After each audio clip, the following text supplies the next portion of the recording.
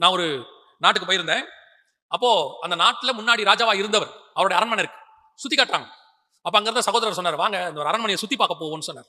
அப்ப போகும்போது இந்த அரண்மனையை சுத்திட்டே வரும்போது ஒரு அரண்மனைக்கு பின்னாடி ஒரு இடத்துல ஒரு சேர் ஒன்று இருந்துச்சு, கவனிப்பாரற்று கடந்தது. அது அப்படியே ஒரு ரூம்குள்ள கடந்தது.